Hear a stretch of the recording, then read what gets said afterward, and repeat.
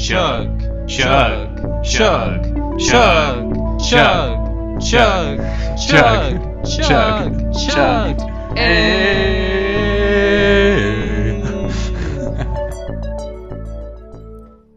Hello and welcome back to the Wizard Staff. I'm your host, Guy. And I'm Blake. And we are two drunk novices who like to drink and swear. Oh my god. I'm already drunk and, I'm now forgetting, how does the normal intro go? Oh my god. We drink and swear, you've been warned. Please drink responsibly when you're talking about children's card games, yada yada yada. We're doing, this 3-part series for Commander Legends. So, if you're oh my god, guys, you're already drunk? It's so unprofessional. We already did a full fucking podcast before this. So, shut up. Alright, so, okay, Commander Legends, it's out. Yay! I'm gonna crack another beer. God. We've waited a year, and we're now in part 2. Part 3, you might just hear me crying as the intro. Part 2 is other new commanders. So these are the multicolor commanders that we're getting for Commander Legends. If you want to know more about Commander Legends, go listen to Sober Us in part 1 of our review. And then in our next review, where, maybe we're too incoherent to actually listen to, we'll talk about the reprints and the rest of the 99 cards. Blake, what are you drinking right now? Good question. What the hell am I drinking? Iron Horse Brewery, IHB. It's got this white dude with a scarf. I don't know, it tastes pretty good. Alright. I'm drinking my Dogfish Head Session Ale, Sequence Ale. It's my favorite beer now. I drank 2 Guinnesses, essentially, and 2 Bastard Ales for the first episode. So things are going pretty great. And I'll probably drink 2 more of these guys during this episode. Oh my god. You've heard it a million times before. We got a Ristic Study giveaway. If you want a really good card, go subscribe to our channel. We're really close. We're at 180 subscribers. So once we hit 200, we'll randomly pick one of you guys and then just hey, you get this cool altar. But yeah, on to the 2 color commanders. These are not really in any kind of order, except by we'll do 2 colors and then 3 colors. Right. So we'll be kind of bouncing back and forth between the different things, but it's fun that way. Keeps things interesting. Go to start us off. Blah blah blah. Well, I am going to start us off with Blinn Comedic Genius, 2 black-red legendary creature imp. He has flying. Whenever Blinn Comedic Genius deals combat damage to a player, that player gains control of target permanent you control. Then each player loses life and discards cards equal to the number of permanents they control but don't. So it's sort of like a reverse Sedru. You get to choose the permanents, so you want to give them stuff that are to their disadvantage. So Captive Audience, Aggressive Mining, Demonic Pact, just to name a few. These are cards that are gonna really fuck them up, so make some friends. Have fun. Generally, you'd think getting rid of your own stuff and giving it to your opponents would be a bad thing, but turns out if it's just a bomb, you're hi, hold this, walks away, boom, pretty good. It's kind of have you ever seen a prank where you get a bucket of water and you put it up against the ceiling and you have a broom holding it up and then you say hey, come here, hold on to this. And then they're just holding a broom that's holding up a bucket of water. And they're what do I do now? And you're I don't know. And you walk away. So then they're having to hold a bucket of water up. And if they move with the broom, then the bucket of water is just gonna fall. That's what this card is as a commander. Alright, the next commander is Zara, Renegade Recruiter, 3 and blue-red. Legendary creature, human pirate with flying. Whenever Zara attacks, look at defending player's hand. You may put a creature card from it onto the battlefield under your control, tapped and attacking that player or a planeswalker they control. Return that creature to its owner's hand at the beginning of the next end step. It is a 4/3. this is weird. You pointed this out to me, Guy, that it's flying, but it doesn't really look like it's flying in the art. Yeah, it's not flying, it's standing on a pirate ship. But she looks like she has wings that are like some kind of... like, they're kind of like out of Kaladesh almost. It's fun because it is an Izzet commander. That's a tongue twister when you're drunk. It doesn't care about artifacts, so that's cool, I guess. And it is on the blue-red theme of, like, pirates. Arg. But you know how we talked about how Discontinuity was, like, a pretty bad card? Yeah. Core Set 2021? Yeah. It's actually pretty good in this deck, because then you're gonna, like, want to run this card, and then at the end of your turn, you just cast it for, like, 1 and a blue in response to, like, the trigger when it says, like, return that creature to its owner's hand at the beginning of the end step. Mm-hmm. That means then you get to keep the creature. And if you run this with, like, that port raiser that we'll talk about in, like, the 99, you could potentially get up to 3 creatures that aren't your own. And I don't know about you, but that sounds pretty good to me. Yeah, I will admit, like, now Discontinuity actually has a deck that's relevant that it's in. Yeah, and Sundial of the Infinite, too. That's another good one. Yeah, that one's spiking in price just because of this and a few other cards that we'll talk about later as well. Mm-hmm. Alright, who's next? Gore Moldrock, Amphiniologist, 1 green blue. It's a Simic commander, so it's gonna be pretty strong, right? You and permanents you control have protection from salamanders. Oh my god. At the beginning of your end step, each player who controls the fewest creatures creates a 4/3 blue salamander warrior creature token. 3/2. It's fucking broken. Protection from salamanders? The most inherently busted thing in a Magic deck? Step back, ladies and gentlemen. This is one tough cookie. It's just hard fucks like all 11 salamander cards. None of which I can name at all.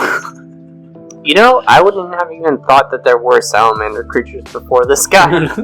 I'm in the same boat. To be fair, there are like a few really old obscure Magic cards that can like change the like creature type of a card, so you can like change your opponent's thing into a salamander, but those are like really few and far between, and it's really obscure. I've actually seen people, mostly casual players, who are like, oh my god, I love this. Like, this is a Simic commander that's not busted as hell. I think that is great, that this is a Simic commander that's not busted as hell. But I didn't think salamanders really mattered that much before this, but I guess they do. I mean, I'm embarrassed to say, but I don't know every single Magic card off the top of my head, all 20,000 of them. Oh so, my god. You need to leave the podcast right now. Yeah, alright. Thank you very much, ladies and gentlemen. This is my retirement speech. I'm just gonna go drink myself to death now. No. I mean, I'm going to drink myself to death at the rate that I'm going for these episodes. But it's for the entertainment of the people. People must be entertained by my slurred words. This next card is Hans Eriksson. It is 2 red-green legendary creature human scout. Whenever Hans attacks, reveal the top card of your library. If it's a creature card, put it onto the battlefield tapped and attacking defending player or planeswalker they control. Otherwise, put that card into your hand. When you put a creature card onto the battlefield this way, it fights Hans. And it's a 1/4. Huh. I mean, Akhans Run, the Lurgoy, and Safi Eric's daughter. It's like all coming together full circle. And I mean, Akhans Run was a card that I became familiar with when I just started Magic. And I ran it in my Fur Dragon deck for a while because I was stupid and didn't know that the silver border was something that mattered. I just kind of thought, like, you know, there's white border cards, so maybe they chose to do silver border for a while. So yeah, it was inherently broken in that deck because I could just say, like, all cons run, and then I play, like, a bunch of dragons, and then I'm like, ha ha ha. Did anyone say anything to you before I did? No, because my friends were also stupid. Yeah, I remember very vividly getting this message from you over Snapchat, and I'm like, Guy, I don't know how to break this to you. Silver border isn't legal in Commander. Secretly, that's actually when I quit Magic. And I've just been doing this podcast for the last 2 years because... You haven't actually been playing paper Magic at all. Haven't even touched a single card. Not one. I mean, we are in a pandemic. Yeah. Well, because we're in a pandemic doesn't mean I can't touch physical cards. Like, of course I'm touching physical cards that are my own. I'm not touching other people's cards. God damn it, Blake. Ooh! Glad that I get to talk about this next one, because this is the other commander that I'm really looking forward to building. Lisa, Shroud of Dusk. 2 white, black. Legendary creature, Angel. So we got an Orzhov Angel, which has only been happened once before, I believe. And rather than pay 2 mana for each previous time you cast the spell from the command zone this game, pay 2 life that many times.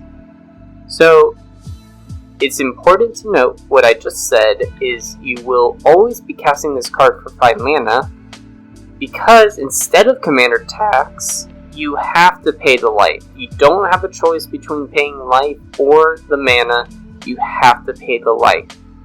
So Blake, what does Lisa and Donald Trump have in common? I don't know, Guy. Tell me. They get around their taxes, baby! Goddamn. Alright, let me read the full card now. Alright, Lisa, Shroud of Dust, legendary creature, Angel, 2 white, black. Rather than pay 2 mana for each previous time you've cast a spell from the command zone this game, pay 2 life that many times. Blah, blah, blah. Already said that. Flying lifelink. So she does have lifelink, which is great because then, she can go in and attack and gain you some life. Whenever a player casts a spell, they lose 2 life. So that is symmetrical. Doesn't matter that it's whoever. Like, you're going to be taking the 2 life as well. And I just love the ability to circumvent the commander tax. I think that this is like a great place that we could implement this kind of effect. I do see this as kind of like a stacks commander, and that's kind of how I'm building it at the moment. It's almost like how I've built Avacyn, is just like low mana hate bearers. And it's similar, but it does have like a lifelink, life matters kind of strategy as well. I would advise against too many cards that limit how many spells your opponents cast, because you just want to focus on making sure that they want to cast more spells. So like Thalia, Garden of Thrallbane, or like Aura Silence, or cards that have others enter the battlefield tapped, just because like you kind of want to encourage them to like go ahead with their plan, because then they're just going to be losing more and more life. And you can use the white part to take advantage of the fact that you're losing life. But like Exquisite Blood and Sanguine Bond, you get those 2 out and you have Lisa. They cast any spell, they just like trigger that off and like, boom, you're dead. Goodbye. You suck. The classic 2-card combo.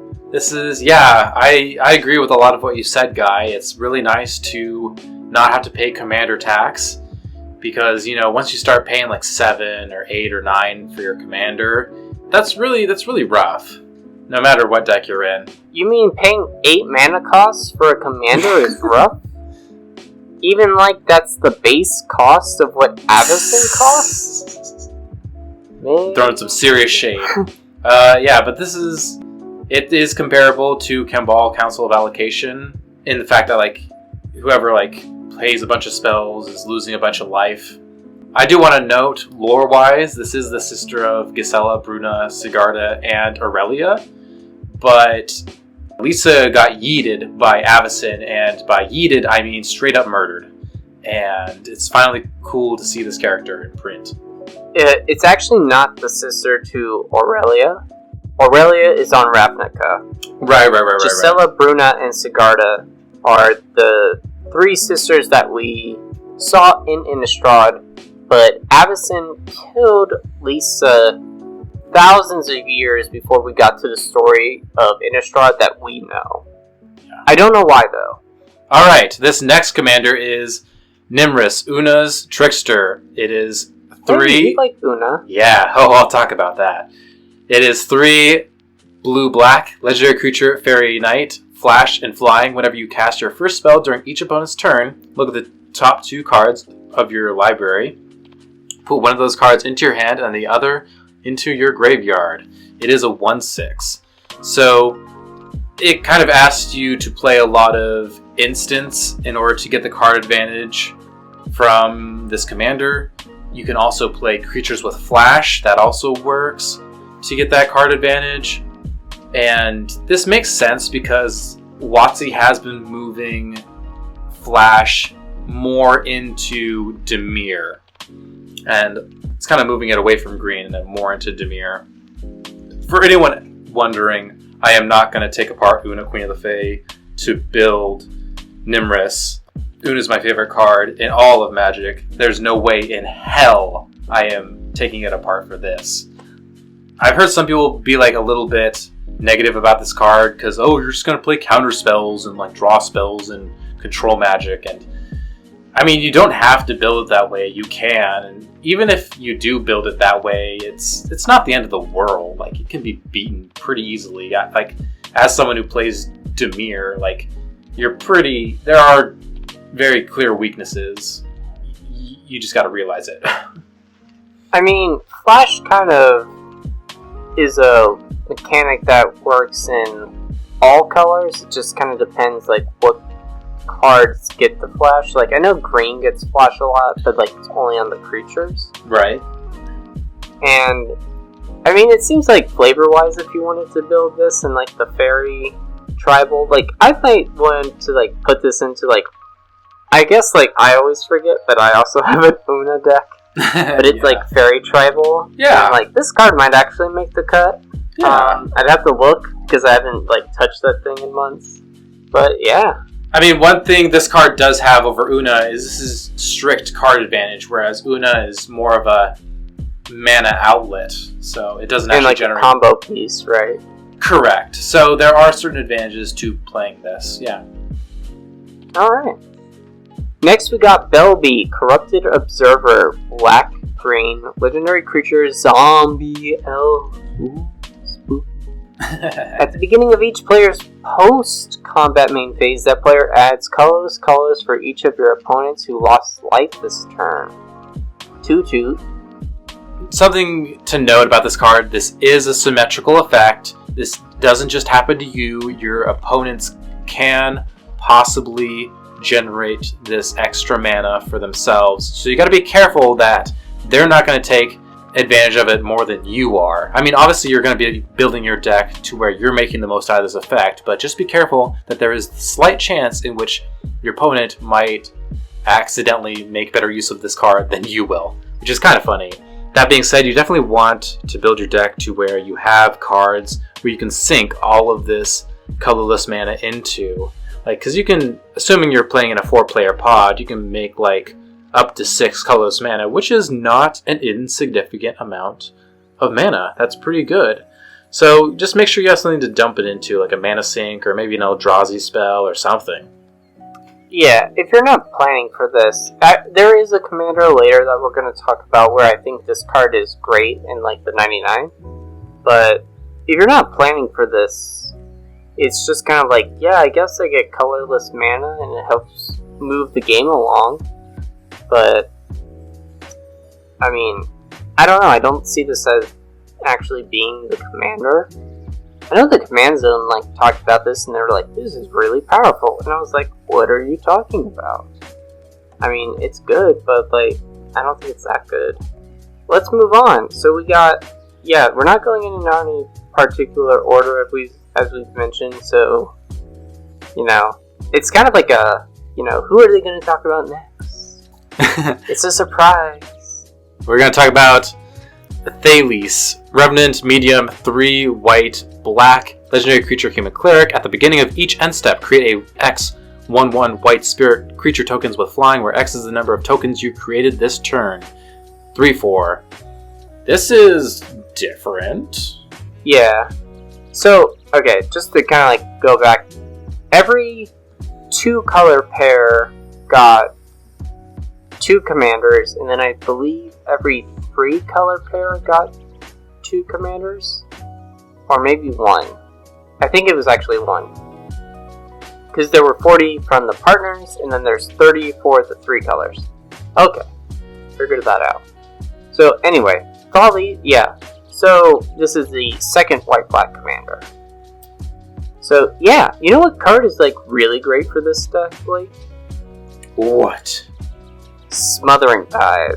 And I mean, we all know that Smothering Tithe is already a good card, but especially if your opponents are going to be drawing cards. Oh, that's true. Yeah, because like white's gonna just be like, hey, taxation without representation. And they're like, no, make the treasure token. And then like, let's say they get 3 treasure tokens, and then you can just make 3 spirit tokens.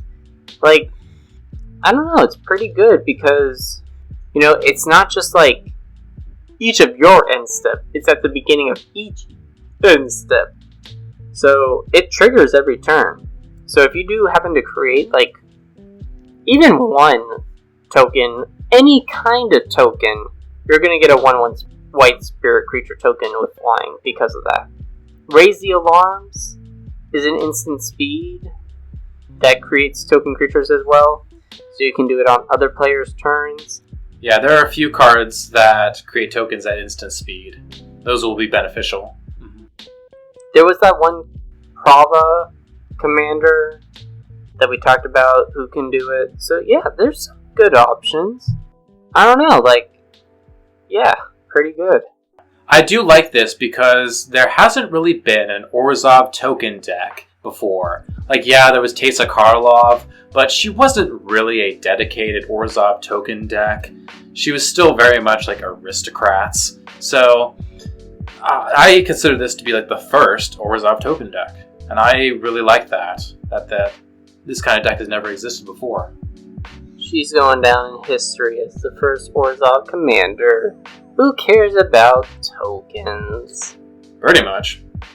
Alright, Latfield, Bounteous Dawn. 2 green-white, so Selesnya. It's the legendary creature Unicorn, which is great because we just got another legendary creature Unicorn that is also Selesnya, Emil. Which is funny because I bought Emil specifically so I can do an altar of her, or him, and that was like an expensive card, and I was like, I'm really just doing this for the altar. But this card doesn't seem like it's going to be that much more expensive, and it could still fit into the flavor of the altar I want to do, but I don't know.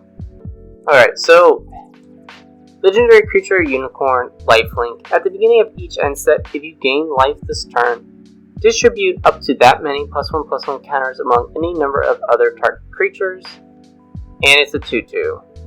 Yeah, so like you said, this is like the new Unicorn Tribal Commander. Not really, that's not really a thing. Don't take that seriously.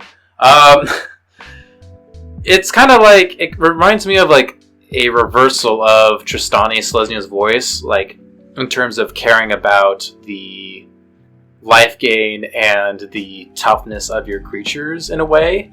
So I don't think it's going to see that much play, but it makes sense. It seems fitting. It works. Yeah.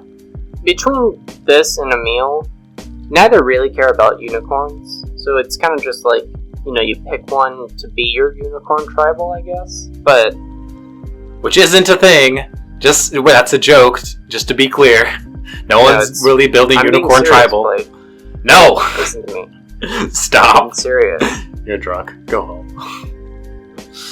I thought that was the point of this podcast. To talk about children's trading card games while I'm drunk. It is. Talk about the next card. Alright, Araumi of the Dead Tide. 1 blue-black legendary creature Merfolk Wizard. It taps to exile cards from your graveyard equal to the number of opponents you have. Target creature card in your graveyard gains Encore until end of turn. The Encore cost is equal to its mana cost, and it's a 1/4. Wait, why'd you say it like that? It's encore. It's not encore. I'm a little bit tipsy, okay? Give me some slack here. This is a blue, so it mills, and then it's black, so it reanimates. It seems very fitting. This is nice. It's cool to see a card that like scales with the number of opponents you have. So, typically you'll have 3 opponents, so you'll exile about 3 cards from your graveyard. So obviously, you'll need to you'll need a bit of setup to make this card work, but I do like the fact that this is low CMC. Yeah, there's just a bunch of other blue and black commanders that also kind of mill and reanimate, so this one's okay. You know who would be fantastic to give encore to? Who? What? Are you kidding me, Blake? We've been doing this podcast for 2 years, and you're just gonna tell me, who? It's Blightsteel Colossus! Baby!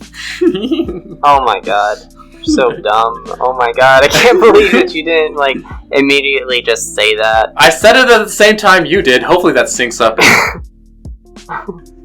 Okay. Yeah, so we worked it in, part 2.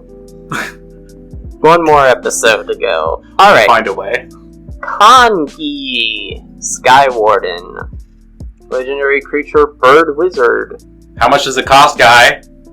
Oh god, I just see those letters and I'm like, I don't know, I don't need to say that. 3 white and a blue, flying vigilance, legendary creature, bird wizard. Whenever Kongi, Skywarden attacks, attack green creatures with flying is +2/+0 until end of turn. Whenever Kongi blocks, blocking creatures with flying +0/+2. Whenever Kongi blocks, blocking creatures with flying get +0/+2 until end of turn. So like I said, white-blue cares about flying tribal, which is a good entry point for players if they wanted to make some kind of easy deck. But I don't see this being particularly a strong commander outside of the draft environment. I just think if you do get this as a choice, you can then build a pretty decent flying tribal deck in the draft environment. Yeah, I mean, people are always joking about the fact that you can make bird tribal finally, even though for years we've had Drevi Imperial Tactician, so I don't know why people are still making the joke. We have a bird commander in Bant, where most birds are in, so it's kind of a tired joke. Strictly better, Drevi just gets around commander attacks already. Yeah, so pretty. I don't know. So, alright. Jury, Master of Revu. Black-red, legendary creature, human shaman. Whenever you sacrifice a permanent, put a +1/+1 counter on Jury. When Jury dies, it deals damage equal to its power to any target, and it's a 1/1. Honestly, for me, this is pretty meh, pretty forgettable. It seems more relevant to the draft format. I mean, if you're playing a super casual Corvold deck, this might see play in the 99. I don't know. What do you think? I mean, we get 2 commanders for each color pair, and when you compare it to Blim, I think Blim is so much more fun that Jury isn't probably going to see play outside of the draft environment. It might see play in the casual 99 of some decks that kind of care about when things die, which is a black-red thing, and that is the kind of theme of the Rakdos draft environment. But I do think the one advantage is that it is a low mana cost, so you do get this out pretty early.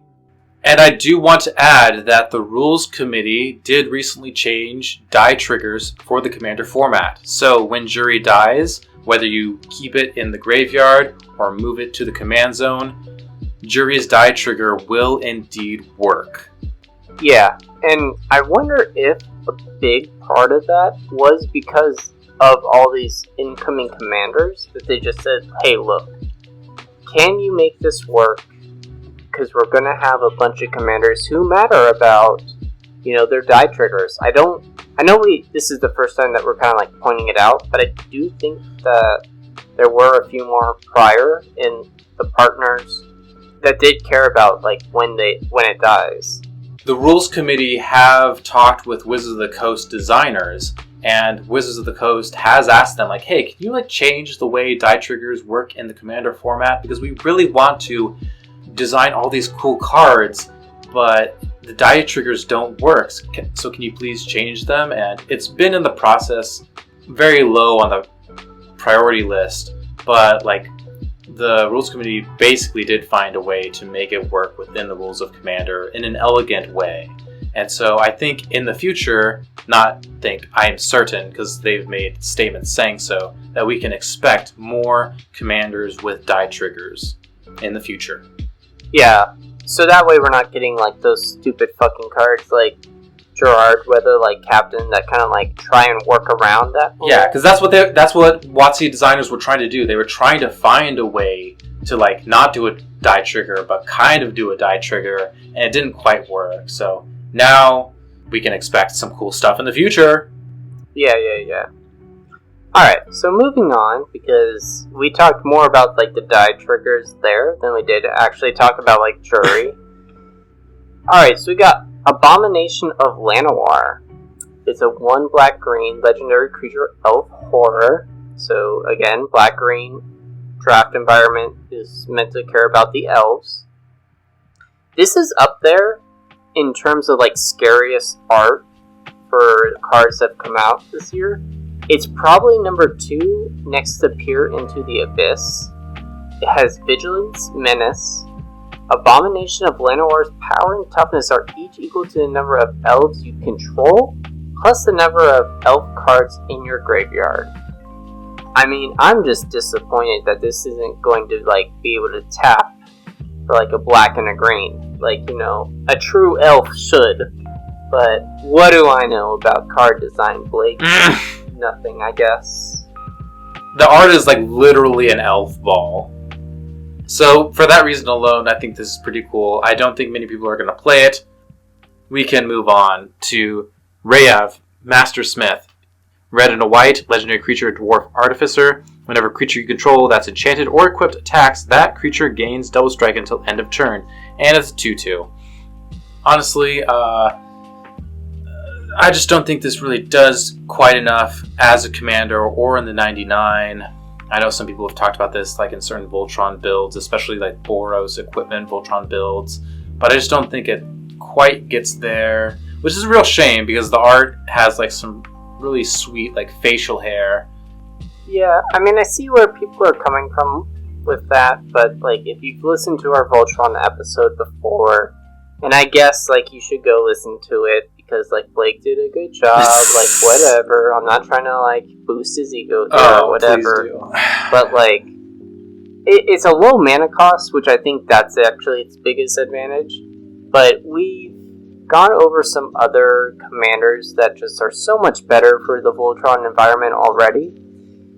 I mean, not even I guess there hasn't really been any Voltron strong commanders that we've talked about. There have been some that could see fringe play, but I don't think that there's any that we've talked about that are the new staple in Voltron. Yeah. There's one coming up that I am a little bit interested in not talking about. Yeah, so stay tuned. I know that we're getting more and more falling into the abyss of alcohol, but we're getting there, I promise. Alright, Tuya Bearclaw. 1 red-green. Legendary creature, human warrior. So this is the second rule commander that we're talking about. Whenever Tuya Bearclaw attacks, it gets +X/+X until end of turn, where X is the greatest power among other creatures you control. It's a 2/2. Low mana cost. Gruul tends to care about powers creatures' toughness. Xenagos is a good card that you might want to include in here.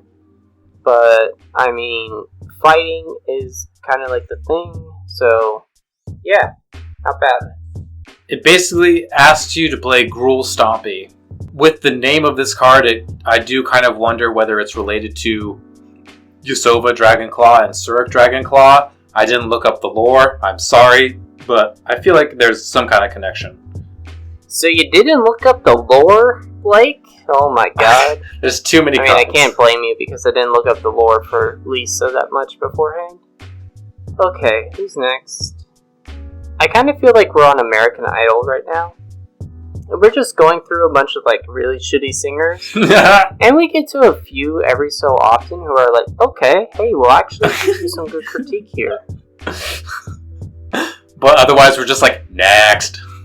Yeah. Yeah, Quain, Curious, Itinerant, White, Blue, Legendary Creature, Rabbit, Wizard. Tap, each player may draw a card, then each player who drew a card this way gains 1 life. It's a 1/3. So it's group hug! But there are other ways around it, like obviously you can play some cards that deny your opponents from drawing the card, so only you get to draw the card. But I don't really expect people to play this. You can't even make the joke that it's like rabbit tribal, because I think there's like literally only like one other fucking rabbit in the game. So yeah, I just have nothing to say about this card. I mean, like, the only thing I could really see is, like, it's kind of like a temple bell on a stick. Because then you can, like, use Mind Over Matter to, like, discard a card, to draw a card, and then do, like, the loop thing. Yeah.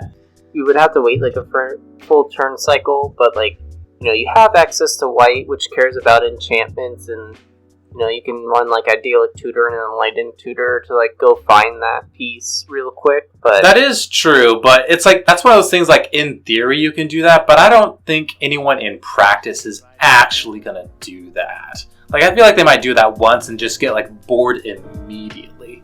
I agree. I don't think that this is something that's gonna be like, you know, like, oh, EDH tier. And if you did build it the way that I just said, like, yeah, that's like the one win-con strategy that I can think of. But otherwise, like, yeah, if you just do that like 10 times, even if you do that like 3 times, I feel like it's going to get boring real quick. Alright. Belborca, Spectral Sergeant, 2 red-white, legendary creature, spirit soldier. Note the converted mana costs of each card as it's put into exile. Belborca, Spectral Sergeant's power is equal to the greatest number noted for it this turn. At the beginning of your upkeep, exile the top card of your library. You may play that card this turn. And then it's a star 5. Right. So it is a Boros commander, and it is like card advantage. Even then, it's still pretty mediocre. I mean, what if you exile land? Then, you know, it's a 0/5. Then you can't even go like the combat route because they're like, oh, give double strike to a 0/5? It's still 0, idiots. Yeah, I mean, like, the counter argument to that is you play like some top deck manipulation, but like even then, that's so meh. It's like whatever. Like, honestly, for me, the most interesting thing about this card is the word note in the rules text of this card. Because there's only been like 3 other Commander legal cards that say note. And that's like Ice Cauldron, Tarnos' Coffin, and Jeweled Amulet. And a lot of those are like errata text. So I'm wondering if this is sort of like design rules text that we can see more in the future. Like, it's been a while since we've seen this. It is kind of cool. I mean, this is kind of the set where I guess that you can do things like this, where it's like, note the converted mana cost of each card as it's put into exile, because it's such a funky effect that probably wouldn't see much play in Standard otherwise. It kind of reminds me of the Achilles card that got played in Theros Beyond Death. Oh, I remember that one. But, yeah, I mean, this card's kind of like a... Yeah. This card is kind of like a gamble, because, I don't know. I mean, I guess you just want to be exiling a bunch of cards, but, you know, you're only going to be able to play the card that you exiled off the top of your library from the beginning of your turn. So even if you exile a bunch of cards, it's not like, you know, you're going to have access to them. You're just going to be pumping up Belborca. I don't know. I'm going to move on to the next card. Captain Vargas Wrath. Blue and a red. Legendary creature, orc pirate. So he's our other pirate tribal that matters in Is It colors. Whenever Captain Vargas Wrath attacks, pirates you control get +1/+1 until end of turn for each time you've cast a commander from the command zone this game. And he's only a 1/1, so he kinda sucks. Every time I see cards that say, like, for each time your commander has been cast, they tend to be bad. Like, I remember back in, like, Commander 2018 with, like, the Commander Storm cycle. Like, those were all, like, generally regarded as pretty bad cards. And, like, except for the red one, which is, like, Fury Storm. That was, like, the only mildly playable one. So whenever I see this kind of templating on a card, I get a little bit nervous. Yeah, and I mean, this is also one that would care more about, you casting your commander a bunch of times.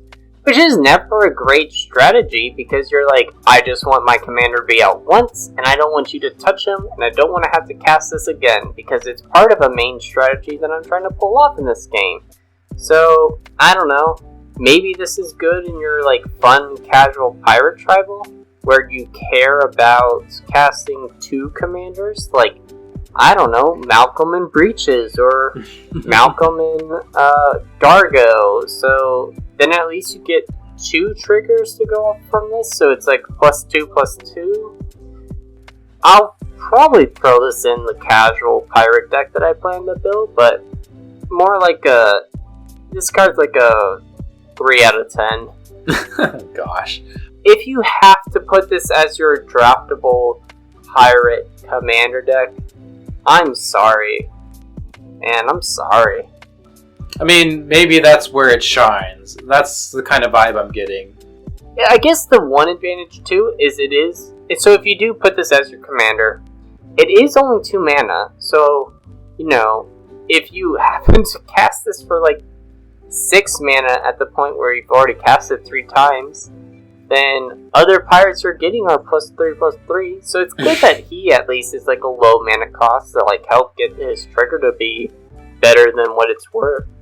With that being said, we're going to move on to the next card. Hamza, Guardian of Arashin. 4 green-white legendary creature elephant warrior. This spell costs 1 less to cast for each creature you control with a +1/+1 counter on it. Creature spells you cast cost 1 less to cast for each creature you control with a +1/+1 counter on it, and it's a 5/5. This is really giving me some real, like, Animar vibes, where you're just, like, reducing the casting cost of your creature spells. I mean, this one's different because you have to jump through a few hoops where you need to put +1/+1 counters on your other creatures, but you know what I'm saying, though? Yeah. I mean, I guess, like, in this deck, compared to, like, Animar, you're running green-white instead of, like, green-blue-red. So it's a little different color-wise, but I think Animar is still the better choice if you're, like, trying to go for, like, cheating creatures with big converted mana costs. And if you do happen to have, like, a lot of +1/+1 counters, which is a Selesnya thing, it helps circumvent that commander tax, so, pretty good there. Yeah. And you can bet that anyone playing this as their commander is going to want to play, like, Elephant Graveyard, a super obscure land that says tap, regenerate target elephant. What power. Yeah, what power. Oh my god. Alright, so I know I've been talking about this a lot in part 1, and I am finally about to deliver for part 2. You better. But it's Emoti, Celebrant of Bounty, 3 green-blue, legendary creature, Naga Druid. It has Cascade, and spells you cast with converted mana cost 6 or greater have Cascade. And it's a 3/1. So, this is the card that I was talking about with Brineland, since that also cares about cards with CMC greater than 6. And then we did have that one commander from Commander Legends. Not Commander Legends, that's the set we're talking about. Man, I'm drunk. Theros Beyond Death, like Thrax, Sudden of the Storm, where it's like, spells with converted mana cost 6 or more can't be countered. Mm-hmm. So those seem like some good cards to like throw in there, but like I guess Simic is the one color that would care about like converted mana cost 6 or more, because it probably can cast cards with converted mana cost 6 or more pretty easily, like turn 3 or turn 4. Like it just gets ahead so much on the curve.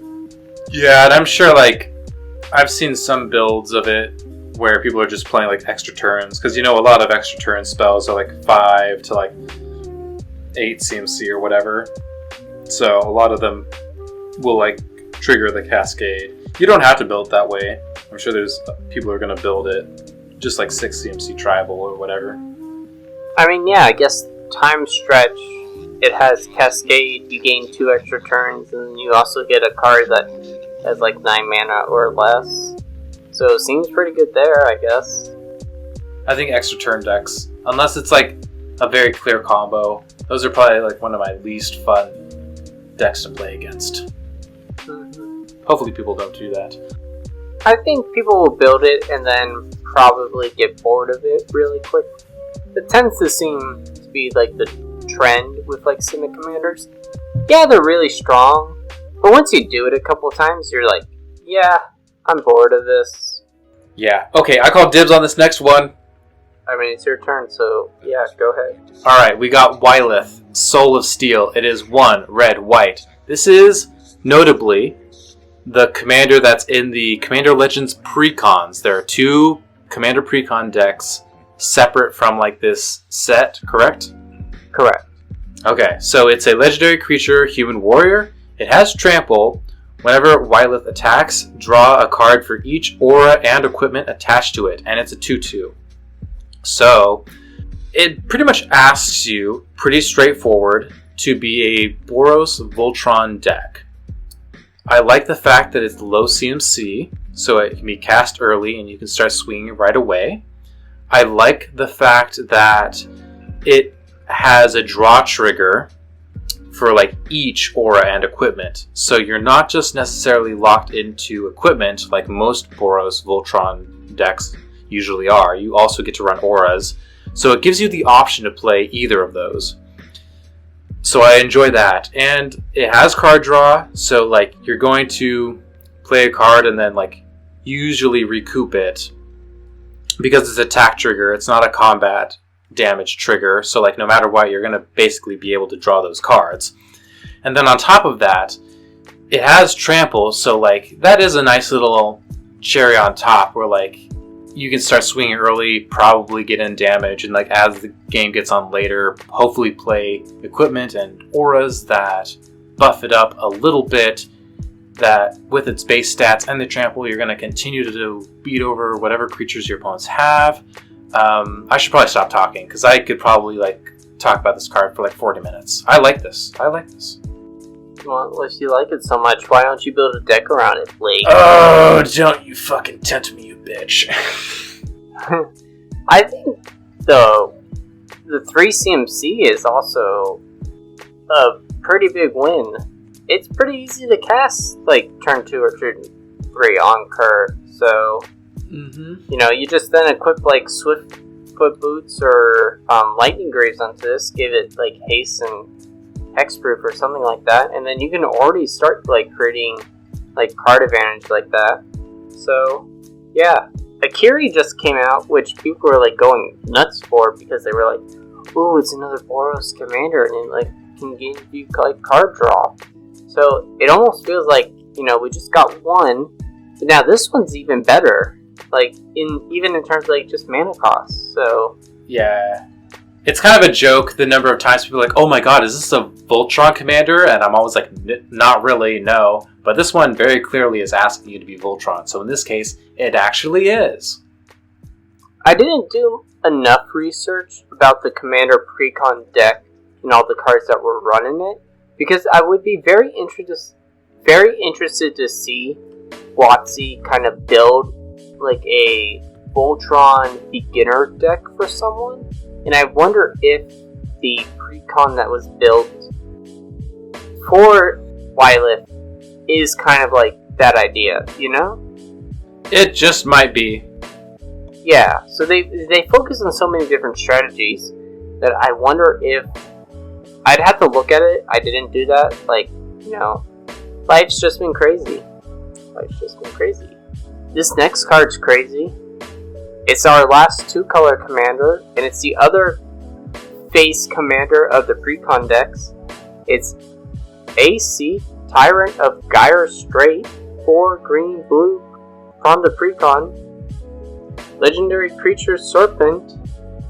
You may play an additional land on each of your turns, and whenever a land enters the battlefield under your control, you may draw a card. It's a 5/5.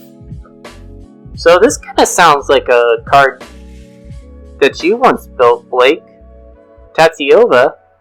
You want to give some of your thoughts on it? Oh gosh, so there's a lot that could be said about this card, so I'll try to say it really quickly. The main concern with this card is the fact that it outmoded, is like the term. It pretty much replaced like Tatiova decks, and everyone's now going to transition to Icy, because they essentially do the same thing, but Icy gives you that additional land per turn. So that's like the main concern, similar to how a lot of people stopped playing Prosh in order to play Corvold, because everything Corvold was doing was just Prosh but better. So that's like been the main like dispute about this card, and I think there's a lot of merit to that argument. I am still like a little bit skeptical though, because I do know that there are some true CEDH Tatiova decks that I'm not sure if they're willing to go from 5 CMC up to 6 CMC. Every little bit of mana really counts in that end, but you also don't get access to the life from Tatiova, which in casual might matter because, the game goes on long enough, people swing creatures long enough, the life gain might matter. So it's really, really, really hard to tell whether or not AC is going to completely circumvent Tatiova. I guess we're going to have to wait and see. I mean, I honestly don't give a shit. The commanders are just already so powerful, and like, you give AC this ability, like, you couldn't be any more like unique. It just, I mean, I guess we were kind of doing some good with like, that one serpent we got from Zendikar Rising. We cared about kicker cards. And, like, that was kind of cool because it was, like, not super broken. But then they're like, nah, we're going to go right back to, like, giving, commanders that are Simic the most broken abilities, which is this guy. Okay, that's, like, a different discussion for maybe another episode. Yeah. Let's move on. We are finished with 2 colors. So now we're going to go into 3 colors. And I believe there's only 1 commander for each 3-color pair. No, there's not even that. There's only 5. Sorry. Alright, 3 colors.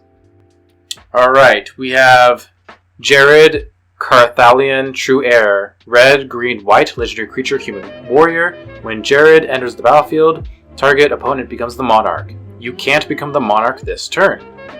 If damage would be dealt to Jared while you're the monarch, prevent that damage and put that many +1/+1 counters on it.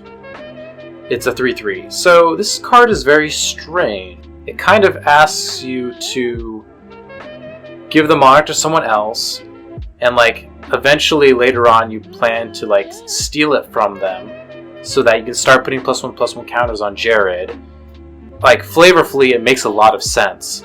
I guess it kind of asks you to play a lot of like, I don't know if you remember this guy, the Enrage mechanic. It was amongst a lot of those dinosaurs from Ixalan.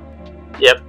And then you can also kind of play those mass burn spells like Star of Extinction or Blasphemous Act, where like you just nuke everything and then Jared just gets fucking huge and there's no other creatures on the board, and then you just like alpha strike somebody. Yeah, I mean, that's kind of a neat little interaction that you mentioned there, because you do want to be the monarch. So you probably want to be playing a lot of cards that grant you the monarch ability. However, you want to make sure that you cast Jared and then you cast something that'll just like almost give you the Monarch without having to like actually deal damage. And then you can cast cards like Star of Extinction or like Blasphemous Act to then kind of like pump up Jared to be like, you know, almost like, I know we joke about it, but like Voltron. But, you know, if you do Star of Extinction or Blasphemous Act, he's going to be a really big creature that you can just then, you know, swing in. And you have access to cards that care about +1/+1 counters. So he's going to get pretty strong. And if you like want to, you know, throw in like Doubling Season, Parallel Lives, whatever, he can be pretty strong. Not bad. Alright. Next we have Amareth, the Lustrous. 3 and a band. Legendary creature, dragon, flying. Whenever another permanent enters the battlefield under your control, look at the top card of your library. If it shares a card type with that permanent, you may reveal that card and put it into your hand. It's a 6/6, and I mean, it's a large dragon that costs 6 mana to maybe get you some card advantage. I think if you really want to take advantage of this, you have to like focus on one specific card type, whether it's landfalls or constellation with your enchantress kind of decks. However, that's kind of it. I don't see this being too strong outside of that otherwise. I agree. Like, I don't really understand why people are talking about how powerful this card is going to be. It's 6 CMC. As someone who like plays an enchantment deck with like 30 enchantments, like you're not always going to be hitting like an enchantment off of every like cast trigger. I would be way more excited about this card if it let you look at the top 3 cards. This only lets you look at the very top card of your deck, and that to me is just a little bit too restrictive. I don't actually think this is going to be that good. I think people are overhyping it just a little bit. Yeah, because at that point you need a lot of cards with top deck manipulation, which, I mean, you can play, but then it kind of like gets around the fact that like you're playing cards that care about one thing when you want to care about a certain permanent type. So I guess like it's cool like flavorfully, but I don't see it being like that strong. Alright, who's next? We have Avarina, the Chaos Bloom, green, blue, red, legendary creature, elemental shaman. As you cascade, you may put a land card from among the exiled cards onto the battlefield tapped. And it's a 4/2. So, I don't know, this kind of seems like a really miniaturized Idris or Maelstrom Wanderer, a very nerfed Cascade-centric commander. Yeah, I think you're only going to be playing this in decks that really care about Cascade. I do like how it's any kind of land, and you do get to choose the land at the end of the Cascade. So you Cascade, and let's say you hit like 5 lands before hitting the card that you're able to cast. You can choose from among those 5 lands, and it could be any of those. So like, I mean, we talked about floor versus ceiling a couple episodes ago. You know, maybe you do get like Gaia's Cradle. That's the only good land. Well, there are better lands. I know, I'm giving you shit. There's no better land than Gaia's Cradle, I guess. But like, you could choose Gaia's Cradle from among those. Like, it doesn't matter whether it's a basic or it's a non-basic. So that's kind of the nice thing. But otherwise, if you're not playing this in like a Cascade-focused deck, I don't think it's worth it that much. Alright, moving on to Kolfiner, the Last U. 3 white, black, green, legendary creature, tree folk shaman, has vigilance reach. Whenever Kolfiner, the Last U, or another creature you control dies, return up to one other target creature with lesser toughness from your graveyard to your hand. And it's a 3/7, which is pretty beefy in terms of toughness. It was the Command Zone's preview, and they did a really good job about talking about this tree folk guy that I don't really give a shit about. It's just like a slow pseudo reanimator type deck. I think it's on the higher end of casual, I guess, but I don't think it'll be like particularly strong outside of like the 6 range, I guess, is what I'm trying to say. In my mind, it's like a 3 to 4 card combo deck, right? And Commander has such a wide card pool. Like, you can do 3 to 4 card combos in almost any color identity, so I'm not really that impressed. So, yeah, like, obviously you can play this as the combo version. You can play it as a tree folk, tribal deck. Me, personally, I am going to probably put this in my Doran, the Siege Tower tree folk tribal deck. Because, you know, sometimes I just want to fucking play trees, man. I'm like a simple man. You are a simple man. Yeah. Who's next? Alright, this next card is Yoriok, the Scorch Thrash. 1 black, red, green, legendary creature, Viashino Shaman with Vigilance. A player losing unspent mana causes that player to lose that much life. And then it has an activated ability of 1 tap. Each player adds Jund to their mana pool. And it's a 4/4. This is really fucking weird. It's Mana Burn. Yeah, it does bring back Mana Burn, which is really cool. Gavin Verhey kind of teased that there was going to be a rule that was brought back that a legendary creature granted. And I was like immediately thinking, yeah, Mana Burn for sure. So I was right on that. And I mean, the game plan is try and give mana to your opponents so that they're going to suffer from the burn damage.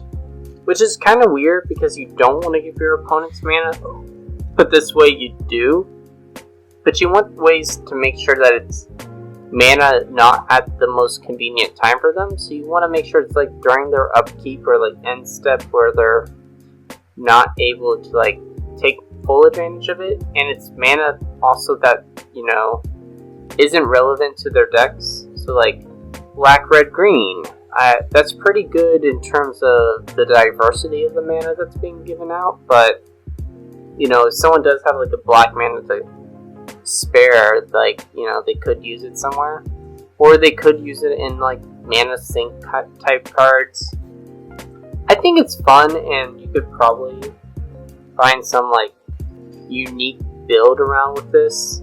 We did talk about Belby, Corrupted Observer from earlier, who gives your opponents mana. There's Overabundance, Magus of the Vineyard, Eldamri's Vineyard, Shizuku Color of Autumn, and War's Toll. The first few that I mentioned gave your opponents mana, which is giving them a lot of mana. So unless they have a lot of mana sinks to put them in, they're probably going to have like too much to like actually use. And then War Toll is great because whenever they tap a land, they have to tap all of their lands at the same time, which then kind of like forces them to like try and use as much as they can. But if they can't use as much as they can, then they have like some left over that'll cause them mana burn. But I like how this is bringing back an effect. It's kind of like how they're bringing back some legendaries, but they're bringing back an old ruling for this, which is cool. Yeah, I think it's cool as well. I do expect this commander to be quite popular since there are a number of cards on the secondary market that have suddenly shot up in price that are very clearly planning to go in this kind of deck. You know, a lot of the like Mana Flare type cards that symmetrically grant everybody a whole bunch of mana. I think a lot of people are going to go about it that way, but you can definitely abuse this card in which you tap and untap it infinitely, and then you have a mana sink, so everyone else burns to death with the mana burn, and you live, and that's how you win. So, again, this is one of those cards that there's a lot of flexibility in the power level of this card, and I like it a lot. I think it's going to see a lot of play, and it's understandable. Mana burn is pretty cool. You do want to have a lot of mana sinks for yourself as well, because it isn't an asymmetrical effect, it is a symmetrical effect, so it does affect you as well. That's what I meant to say, sorry, I'm a little bit drunk. I'm super drunk right now, but part 3 is going to be a nightmare for me. Who's next? Oh, it's the turtle. You should read it, because you like the turtle. I do like the turtle. Okay, Arkelos Lagoon Mystic, 1 Sultai legendary creature, turtle shaman. As long as Arkelos Lagoon Mystic is tapped, other permanents enter the battlefield tapped. As long as Arkelos Lagoon Mystic is untapped, other permanents enter the battlefield untapped. And it's a 2/4. So, the reason behind this card is really interesting. It screams like mono white. Like, you hear cards entering tapped, other enter the battlefield tapped. Others enter untapped, permanents enter the battlefield tapped, and you're like, why isn't this mono white? And they made this like a Sultai commander because all the tertiary abilities that could be drawn out from it allow this card to have like multiple colors, and then you have more access to colors when you're building this commander deck. So it's kind of cool. I mean, I'm teeter between, like, I wish this was, like, a mono white card, because it would then be probably one of the stronger mono white cards in Commander Legends, but I do see where they're coming from, and for the draft environment, like, you know, I guess they had to, like, create something, but, you know, it is symmetrical, so it affects you too, so just be careful when you're playing your cards, especially if you want to use Arkelos for mana with something like Prismatic Omen, then you want to tap him like absolutely last, even if you aren't going to be using like the mana. Mm-hmm. So, yeah, I mean, of all the multicolor commanders that we've gotten so far, other than Lisa, this is kind of the deck that I am planning on building. What's that make, like 6? Yeah, well, Casual Pirates, Jessica and Thrasios, Lisa, and then Arkelos. So 4 decks. And I mean, at the beginning of the year, I was like, hey, I need to build more decks as a commander player. So these 4 decks are something that I'm going to be working on over the next month and a half to kind of like help fill the goal of like, you know, at that point I will have built like 6 or 7 decks this year, which is more than I can say that I did in 2019. That's a good goal, yes. I will say I have drinking more beer on this podcast than I have on any other podcast, so, you know, I've also increased in something. We still have one more episode after this. Oh my god, please don't remind me. Alright, so this next card, ooh, I'm really excited about this one. Alright, it is Gen, Arcanum Weaver. It is red, white, and black for a legendary creature human wizard. And then it has an activated ability of red, white, black, tap, sacrifice an enchantment, return target enchantment card from your graveyard to the battlefield. And it is a 2/3. Oh boy. So, if you've been listening to this podcast for almost any amount of time, you know that I'm a fucking enchantment slut. I just love all the enchantments. This has never really existed before. There's never been an enchantment-focused deck in Mardu. Typically, enchantment decks exist specifically within Selesnya or Bant. People try to make like 4-color and 5-color good stuff enchantment decks, but there's never really been a Mardu enchantment deck. So this has me really interested, and it does seem to work within the Mardu color pie philosophy. So that being said, I have made a deck list for this commander, and probably after this whole set is done, we can probably do like a deck tech-ish type episode around Gen, because it just does something that no other deck has done before, and that's really exciting. You know, most people are going to build this as a curses deck, because you can sacrifice a curse and put like maybe a different curse onto a different player. Because that's like usually the downside of curses is like you put it in one person, but then later on in the game you want to move it to another person. Gen solves that problem. And then there are a bunch of other builds you can do of Gen. Like, there's a lot of enchantments, especially in black, that have an upside and then a delayed trigger of like a downside to balance out the card, and Gen lets you sacrifice that card before you get to the downside, so it's only upside. So I should probably stop talking because I should just save it for the future episode. I think it's kind of funny how you talked about a lot of the things what other people would do in this deck, but not what you're gonna do. So you kind of gave us like a little tease, but not really. Yeah, I'm not doing any of that. Like, my brew, as far as I've seen on other deck building websites, nobody else has done. So, look forward to that. Look forward to that, for sure. Alright, so then we're just going to move on to Nostru, Voice of the Krogs, 1 blue, red, white, so Jeskai, Legendary Creature Chimera. So then you tap, choose 1, X is the number of spells you've cast this turn. Scry X, it deals X damage to target creature, and you gain X life, 3/3. So this is definitely something that X hasn't done before, and I like how Jeskai is kind of getting something that, again, isn't on like the broken side, because it typically tends to be like a spell slinger kind of decks. That's where you see Jeskai. And this is a unique way of taking advantage of those casting triggers without it being inherently broken, like, you know, the most powerful one being Narset Enlightened Master. Between the 3 modes, Scry X and Gaining Life are the 2 that seem the most appealing in terms of strategy for Jeskai. Maybe so Scry X versus Gaining Life, but I guess if, like, you know, it wasn't deals X damage to target creature and it was deal X damage to any target permanent, or like any source, like any target, so like you could choose players, that could be more relevant because you could just then like cast a bunch. But that's not what this card does, so like, you know, no point in talking about it that much. Pretty cool.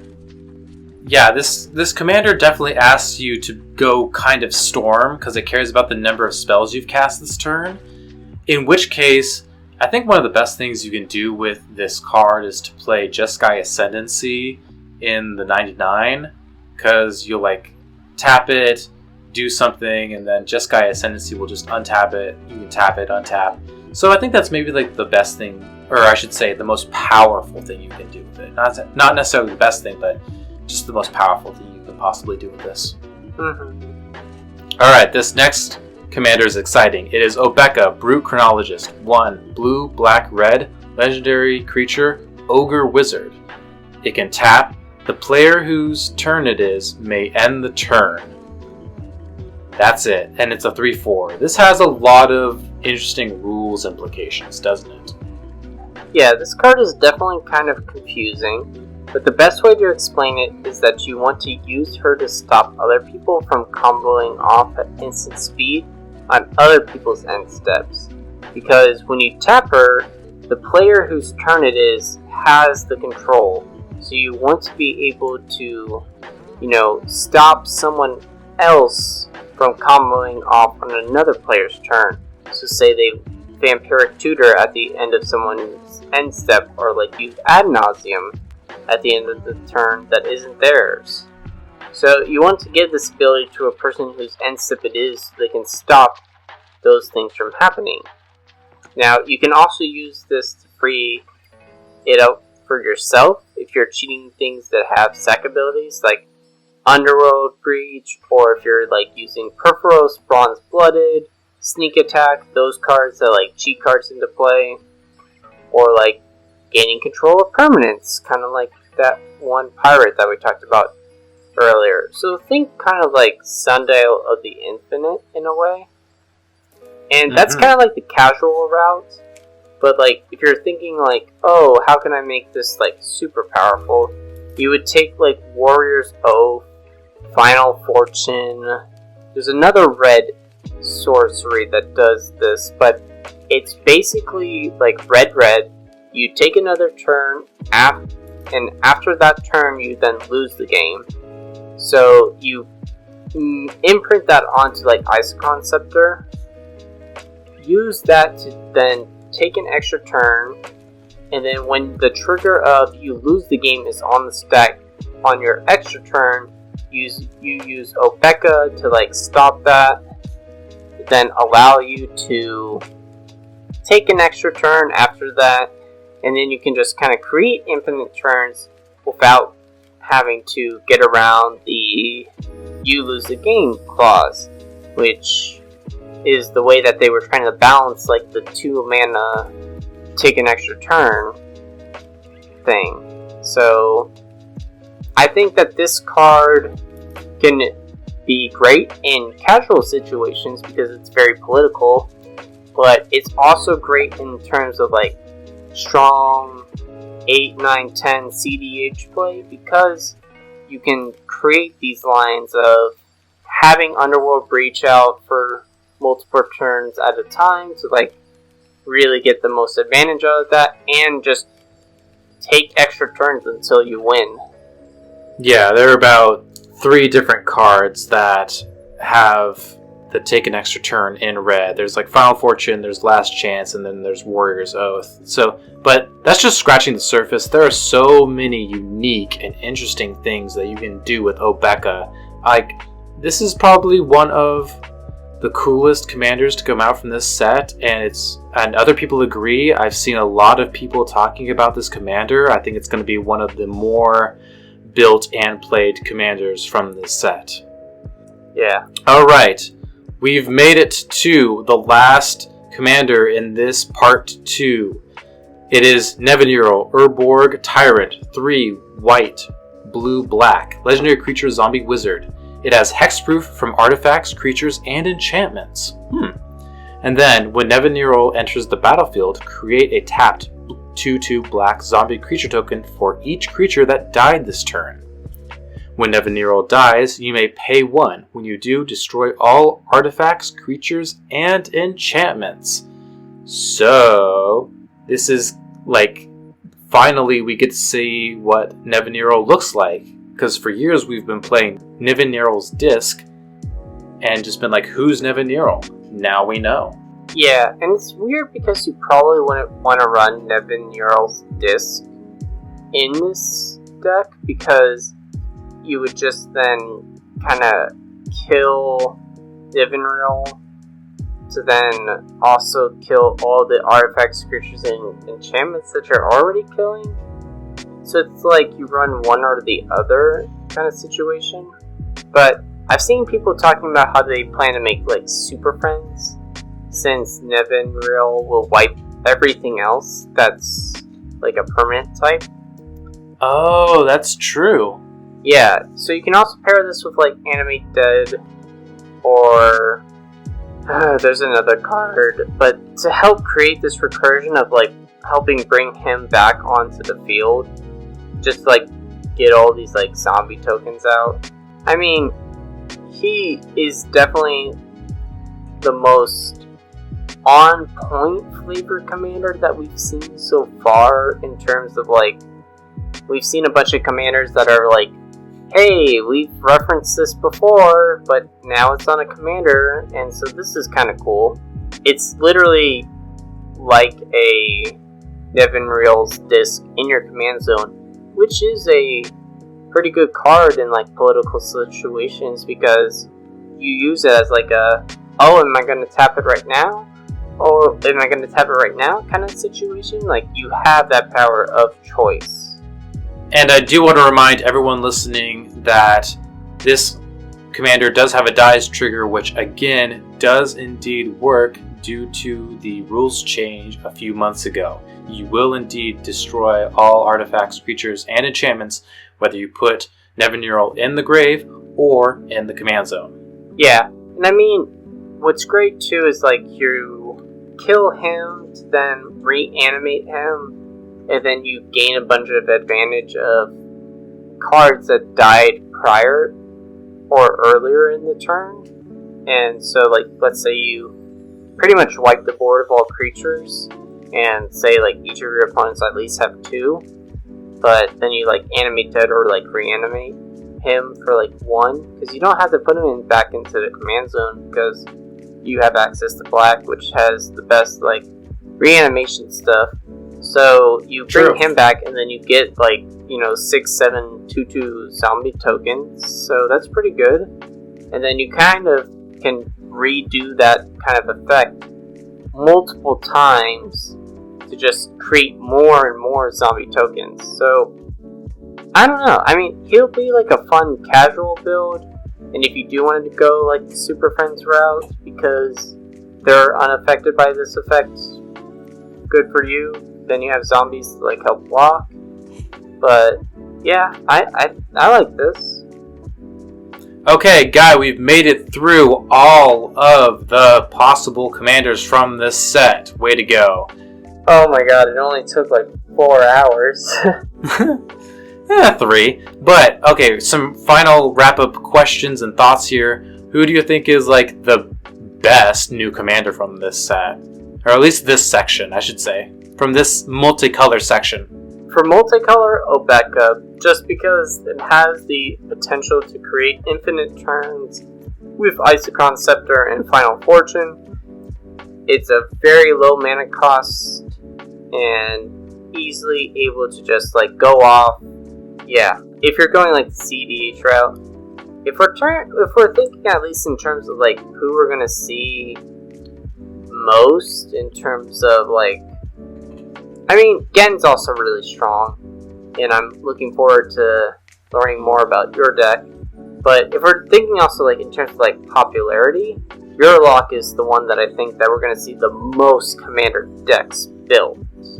Okay, that's fair. I kind of agree with you, Guy. I feel like Obeka is the quote-unquote best commander because, you know, you can play it kind of towards the CDH and you can also play it super casually, and it asks you to play cards that no other deck in Commander has really asked you to play before. It's a deck style that's never existed before, and it really therefore increases the diversity of deck styles and types of decks that exist within the format. And those are all things that I think are healthy and great for the format. Yeah. And in terms of like multicolor commanders that we've gotten out of this set, I am super happy that they're all, well, I'd say 90% of them are unique. A few of those like Simic commanders, like I said, are just generic and like super strong. Yeah. At least the 3-color ones feel really unique, and I hope that we get to see more of them in the future. And, you know, Blake will probably buy you a beer if you beat him with any of them. I totally agree, where like I think a lot of people aren't quite talking enough about the fact that a lot of these commanders are truly doing new things that within those color identities that have never been done before. And I mean, I think that's increasing the diversity of decks and deck styles within the format, which again is healthy. So I think that's all about what Commander should be doing, and I really like it. I appreciate it. I think more people should acknowledge that. Yeah, totally agree. Alright, we got one more episode that we need to do, so we're going to wrap it up here. Thank you very much for listening. We are the Wizard Staff Podcast. You can listen to us on iTunes, Stitcher, Spotify, YouTube, and anywhere else you listen to your podcast. Make sure you leave a like and review. We are doing that Ristic Study giveaway. You can follow us on Facebook, Instagram, and Twitter at TheWizardStaff101. You can send us an email at TheWizardStaff101@gmail.com if you want to bitch and complain about how stupid we are. Thank you very much for listening, and have a great night. We'll see you in part 3. Peace out. See you there. Peace out.